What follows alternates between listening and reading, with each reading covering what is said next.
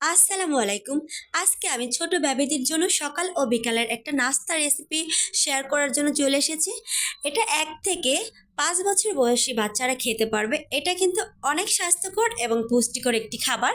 তো প্রথমে হচ্ছে আমি কলার খোসাটা ছাড়িয়ে নিয়েছি এবং ভালো করে ম্যাশ করে নিব। আর আমার ঠান্ডা লাগার কারণে কিন্তু ভয়েসটা একদমই ভাঙা ভাঙা শোনা যাচ্ছে। এখন একটি বাটিতে আমি ডিম ভেঙে ফেটিয়ে নিব। আর ডিমটা ফেটানো হয়ে গেলে কলাটা রেখেছিলাম সেই কলার মধ্যে ঢেলে ভালো করে মিক্স করে নেব। আর এর মধ্যে আমি দিয়ে দিয়েছি হচ্ছে আটা। যেহেতু আমার বেবি এখন অনেক ছোট, যদি ৪-৫ বছরই বেবিদের জন্য নাস্তাটা বানাতে চান তাহলে আপনারা চাইলে চালের গুঁড়াটাও দিতে পারেন। সামান্য লবণ দিয়ে দিব। আর এখানে কিন্তু আমি চিনি বা তাল মিষ্টি কিছুই দিচ্ছি না, এভাবে মিষ্টি হবে।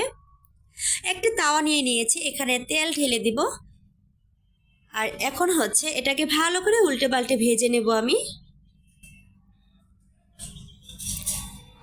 এই তো দেখুন কত সুন্দর কালার চলে এসেছে। এই তো আমার ভাজা হয়ে গেছে, এখন উঠিয়ে নিব।